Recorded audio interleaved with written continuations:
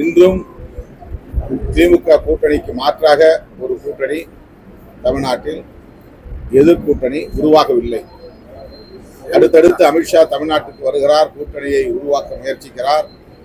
அதிமுக மட்டுமே பாஜக வலையில் சிக்கியிருக்கிறது. வேறு எந்த கட்சியும் இன்னும் அதற்கு உடன்படவில்லை. ஆகவே எதிர்கட்சிகள் ஒருங்கிணைந்து ஒரு கூட்டணி வடிவத்தை கூட இன்னும் பெறவில்லை என்பதுதான் இந்த நிமிடம் வரையில் இருக்கிற யதார்த்தமான உண்மை. எனவே திமுக தலைமையிலான மதசார்பற்ற முற்போக்கு கூட்டணி மட்டுமே ஒரு கூட்டணியாகவும் இருக்கிறது, வலுவாகவும் இருக்கிறது, வெற்றி வாய்ப்பை பெற்றுள்ள ஒரு அணியாகவும் இயங்குகிறது. ஒவ்வொரு தேர்தலையும் நாங்கள் கூடுதலாக தான் சீட்டு எதிர்பார்க்கிறோம், கூடுதலாக தான் கேட்கிறோம். அந்தந்த காலச்சூழலுக்கு ஏற்ப கூட்டணி நலன்களையும் கருத்தில் கொண்டு எங்களுடைய பேச்சுவார்த்தை நடக்கும். கடைசியாக பேச்சுவார்த்தையில் முடிவு செய்வோம். விடுதலை சிறுத்தைகள் கட்சி மதசார்பற்ற முற்போக்கு கூட்டணியில் ஒரு அங்கம். இதற்குள்ளே மக்கள் நல கூட்டணி என்கிற ஒரு அடையாளம் இல்லை. விடுதலை சிறுத்தைகள் கட்சியும் சரி, கம்யூனிஸ்ட் கட்சிகளாக இருந்தாலும் சரி, மதிமுகவாக இருந்தாலும் சரி, நாங்கள் மதசார்பற்ற முற்போக்கு கூட்டணியாக ஐக்கியமாகிவிட்டோம். எனவே மறுபடியும் அது 4 கட்சிகள் மக்கள் நல கூட்டணி என்று அடையாளப்படுத்த வேண்டிய தேவையில்லை. தேமுதிக எந்த அணிக்கு போக வேண்டும் என்பதை அவர்கள் தான் முடிவு செய்ய வேண்டும். அதிமுக அவர்களுக்கு கொடுத்த வாக்குறுதியை நிறைவேற்றவில்லை என்கிற அதிருப்தி நிலவினாலும் அவர்கள் திமுக கூட்டணிக்கு வருவார்கள் என்று நாம் யூகமாக கருத முடியாது. அப்படி ஒரு சூழல் கனியுமேயானால் அதை முதல்வர் பார்த்துக் கொள்வார். பலமுறை பதில் சொல்லிவிட்டேன். கூட்டணி ஆட்சி என்பது எங்களுடைய கருத்து, எங்களுடைய நிலைப்பாடு. ஆனால் அதற்கான சூழல் தமிழ்நாட்டில் இன்னும் கனியவில்லை. அது கனிகிற வரையில் இந்த கருத்தை நாங்கள் கைவிட்டு விட்டோம் என்று பொருள் இல்லை. அல்லது அதை தொடர்ந்து அத்தகைய சூழல் கனியாத நிலையில் நடைமுறைக்கு சாத்தியமில்லாத வகையில் அதை வலியுறுத்தவும் மாட்டோம். நீக்கப்படவில்லை. அதாவது அதிமுக ஆட்சி காலத்திலே அது தமிழ்நாடு அரசு பேருந்து அப்படிங்கிறது இருந்தது. அது தமிழ்நாடுங்கிறத ஒரு கம்ஃபர்ட்டுக்காக எடுத்துக்காங்க, அவ்வளோதான். அதில் ஒன்றும் அரசு பேருந்துகள் அப்படின்னு போட்டாலே போதும் அப்படிங்கிறதுனால அதில் ஒன்றும் உள்நோக்கம் கிடையாது. இது குறித்து நான் ஏற்கனவே பல முறை கருத்து சொல்லியிருக்கிறேன். இது அவருடைய உட்கட்சி விவகாரம், அவருடைய குடும்ப விவகாரம். ஆனால் வலதுசாரிகள் இதில் தலையிட்டு பஞ்சாயத்து செய்வது கவலை அளிக்கிறது. அது ஒரு இடதுசாரி அரசியலை முன்னெடுத்து எழுச்சி பெற்ற இயக்கம். ஆனால் இன்றைக்கு வலதுசாரிகள் அந்த இயக்கத்தை வழிநடத்தக்கூடிய அளவுக்கு அல்லது பஞ்சாயத்து செய்யக்கூடிய அளவுக்கு ஒரு பரிமாணம் ஏற்பட்டிருக்கிறது அல்லது பரிணாமம் ஏற்பட்டிருக்கிறது என்பது கவனிக்கத்தக்கது. வலதுசாரிகள் தலையிடக்கூடிய இயக்கங்கள் தனித்து வளர்வதில், இயங்குவதில் சிக்கல் ஏற்படும் என்பதை கடந்த காலம் நமக்கு உணர்த்தி இருக்கிறது.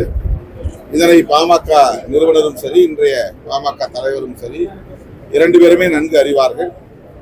எனவே அவர்களுக்கு நான் புதிதாக சொல்வதற்கு ஒன்றுமில்லை. ஒவ்வொருத்தரும் காவலராக இருக்க வேண்டியதுதான், ஒரு ஆள் மட்டும் இருக்க வேண்டியதில்லை. எல்லோருமே தமிழகத்தின் காவலர்களாக இருக்கும், தமிழ் மக்களின் காவலர்களாக இருக்கும். அதையும் தாண்டி இந்தியாவையும் காப்பாற்றக்கூடியவர்களாக நாம் களத்தில் இருக்கோம். எனவே ஒவ்வொருத்தரும் அவங்க தங்களை காவலர் என்று கிளைம் செய்து கொள்வதில் ஒன்றும் தவறில்லை. எதிர்கட்சிகள் சொல்லி சிறப்பு கூட்டத்தை கூட்டினோம் என்று பதிவாகிவிடக் கூடாது என்பதற்காக அவர்கள் இப்படி ஒரு நிலைப்பாட்டை எடுத்திருக்கிறார்கள். ஆனால் எதிர்கட்சிகளுடைய வலியுறுத்தத்தால் தான் அது அறிவிக்கப்பட்டிருக்கிறது. எப்படியே இருந்தாலும் அவர்கள் காலந்தாழ்ந்து கூட்டத்தொடரை கூட்டாமல் ஜூலை 2வது வாரத்திலேயே இந்த கூட்டத்தொடரை கூட்டியிருப்பது வரவேற்க தகுந்தது. இந்த கூட்டத்தொடரில் எதிர்க்கட்சிகள் பஹல்காம் தாக்குதல் குறித்து, ஆபரேஷன் சிந்தூர் குறித்து விரிவாக பேசுவார்கள். அது தொடர்பான ஐயங்களை எழுப்புவார்கள். ஆளும் கட்சி அதற்கு விடை அளிக்கும் என்று நாம் எதிர்பார்க்கிறோம். அதுதான் உண்மை. அதனால்தான் பாஜக இந்தியை எப்படியாவது இந்தியாவின் தேசிய மொழியாக்கிவிட வேண்டும் என்று முயற்சிக்கிறது. இன்னும் இந்தியாவுக்கென்று ஒரு தனி ஒற்றை தேசிய மொழி கிடையாது. அப்படி இல்லாமலேயே நாம் இந்த அளவுக்கு ஒற்றுமையாகவும் ஒருமைப்பாட்டோடும் இயங்குகிறோம் என்பதுதான் போற்றுதலுக்குரியது. அதற்கு நம்முடைய அரசமைப்பு சட்டம் முக்கியமான காரணம். இந்த அரசமைப்பு சட்டம் பல மொழிகளை, பன்மைத்துவத்தை அங்கீகரிக்கிறது.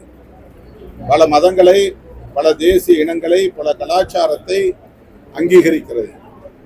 அப்படியே அதை அங்கீகரித்து எல்லோரும் ஒருங்கிணைந்து இயங்குவதுதான் உண்மையான இந்திய ஒருமைப்பாடு. ஒரு மொழியை தேசிய மொழியாகவும், ஒரு மதத்தை தேசிய மதமாகவும், ஒரு கலாச்சாரத்தை தேசிய கலாச்சாரமாகவும் மாற்றுவதற்கு பாஜக முயற்சிக்கிறது. அதனால்தான் ஆங்காங்கே இத்தகைய முரண்பாடுகளும் மோதல்களும் உருவாகின்றன. பாஜகவுக்கு எதிரான விமர்சனங்களும் அதிகரிக்கின்றன. அரசமைப்பு சட்டத்தின்படி பாஜக செயல்பட வேண்டும், பன்மைத்துவத்தை அங்கீகரிக்க வேண்டும். ஒற்றை கலாச்சாரம், ஒற்றை மொழி, ஒற்றை மதம் என்கிற அந்த எதேச்சதிகார போக்கை கைவிட வேண்டும். இதைத்தான் PM கிருஷ்ணா அவர்கள் சொல்லியிருக்கிறார் என்று நான் கருதுகிறேன்.